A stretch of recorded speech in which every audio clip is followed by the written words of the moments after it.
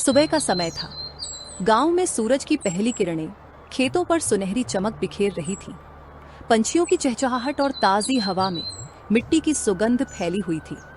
उसी गांव में रहता था रघु, एक गरीब मगर मेहनती किसान। उसकी जिंदगी बहुत सादा थी।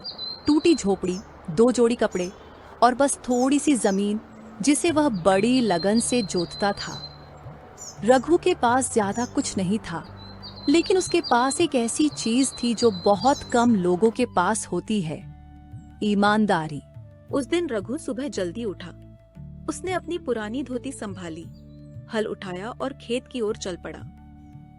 रास्ते में उसकी पत्नी गोमती ने आवाज लगाई, सुनो जी, आज जाते वक्त कुछ खा लो, कल तो बिना खाए ही चले गए थे। रघु मुस्कुराया। अरे गोमती, आज खेत में काम ज्यादा है, दोपहर को आकर खा लूंगा, तुम चिंता मत करो। वह बोरी में बीज और हल का सामान लेकर निकल पड़ा। रास्ते में मंदिर के पास से गुजरते हुए उसने भगवान के आगे हाथ जोड़े। हे प्रभु, आज का दिन अच्छा बीते, मेहनत का फल मिले। रघु खेत की ओर जा ही रहा था कि रास्ते में उसने देखा पेड़ के नीचे कुछ चमक रहा है। वह पास गया तो देखा एक छोटी सी थैली पड़ी है। उसने झुककर थैली उठाई और खोली तो उसकी आंखें फटी की फटी रह गईं। थैली में सोने के सिक्के थे। रघु के दिल की धड़कन तेज हो गई। उसने चारों ओर देखा, कोई नहीं था। वह घबरा गया। ये तो धन है, उसने सोचा, कहीं किसी अमीर का तो नहीं गिरा। अगर किसी को पता चल गया तो क्या होगा। कुछ देर के लिए उसके मन में लालच आया। इतने सिक्कों से तो मेरी जिंदगी बदल जाएगी। मैं नई झोपड़ी बनाऊंगा, बैल खरीद लूंगा, गोमती को अच्छे कपड़े दिलाऊंगा। पर अगले ही पल उसके भीतर की ईमानदारी बोल उठी। रघु, जो तुम्हारा नहीं है उस पर हक कैसे जमाओगे? यह पाप होगा। उसने गहरी सांस ली और थैली को अपने गमछे में बांध लिया। पहले पता लगाता हूं कि यह थैली किसकी है, उसने निश्चय किया।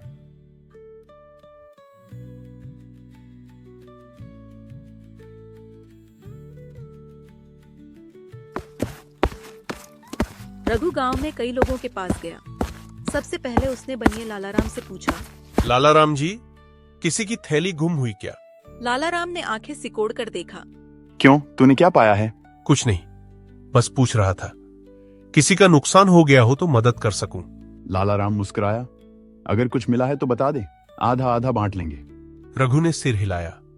नहीं जी, मैं बस सही मालिक को देना चाहता हूं। फिर वह चौपाल पहुंचा। वहां पटेल साहब बैठे थे। उन्होंने पूछा, क्या बात है रघु, बहुत परेशान लग रहा है। रघु ने झिझकते हुए कहा, पटेल साहब, मुझे रास्ते में एक थैली मिली है, उसमें कुछ सोने के सिक्के हैं। मैं जानना चाहता हूं कि यह किसकी है। वाह रघु, तूने सही किया कि पहले गांव में बताया, मैं पूछताछ करवाता हूँ। कुछ देर बाद खबर फैली कि जमींदार हरिदास की सोने की थैली खो गई थी। वे बहुत अमीर और सख्त स्वभाव के व्यक्ति थे। उनका आदमी दौड़ता हुआ आया और बोला, रघु, मालिक की थैली तेरे पास है क्या? रघु ने कहा, अगर वही है तो मैं उन्हें खुद दूंगा। वह थैली लेकर हरिदास जी के हवेली पहुंचा। हरिदास जी ऊंची कुर्सी पर बैठे थे। उन्होंने तीखी निगाह से रघु को देखा। तू है जिसने मेरी थैली पाई? रघु ने विनम्रता से कहा, हाँ मालिक, ये रही आपकी थैली। हरिदास ने थैली ली, गिनी और बोले, सभी सिक्के पूरे हैं, अच्छा किया कि लौटा दी। फिर बिना कुछ कहे उन्होंने सेवक से कहा, जा इसे विदा कर दे। रघु चुपचाप सिर झुकाकर चला गया। उसे थोड़ा दुख हुआ। मैंने ईमानदारी दिखाई, लेकिन उन्होंने एक धन्यवाद भी नहीं कहा। अगले दिन रघु खेत में काम कर रहा था, तभी पटेल साहब आए। रघु, जमींदार हरिदास तुझसे मिलना चाहते हैं, चल हवेली चल। रघु थोड़ा घबराया। अब क्या गलती हो गई? हवेली पहुंचते ही हरिदास बोले, रघु, कल रात मैं सोच रहा था, तूने मुझे बहुत बड़ी गलती से बचाया। अगर ये थैली किसी गलत आदमी के हाथ लग जाती तो मेरा बहुत नुकसान होता। तूने जो किया वो हर कोई नहीं कर सकता। फिर उन्होंने एक कपड़े की पोटली उठाई और रघु के हाथ में रख दी। ये कुछ सोने के सिक्के हैं, तेरी ईमानदारी की इनाम। रघु पीछे हट गया। नहीं मालिक, मैंने ये काम लालच के लिए नहीं किया, बस सही काम करना मेरा फर्ज था। हरिदास मुस्कुराए।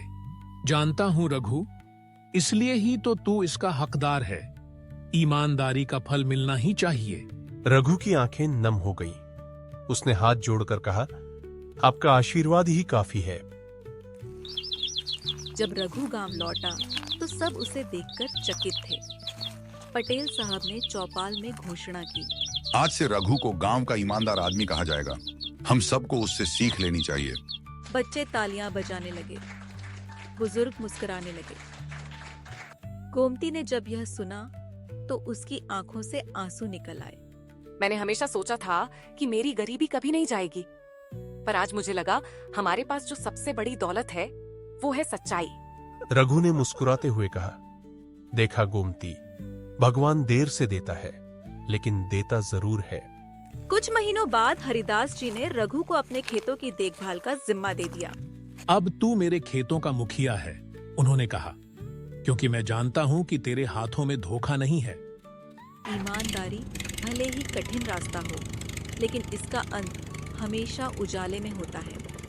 झूठ और धोखा भले तुरंत सुख दे दे, पर सच्चाई ही जीवन भर की शांति देती है।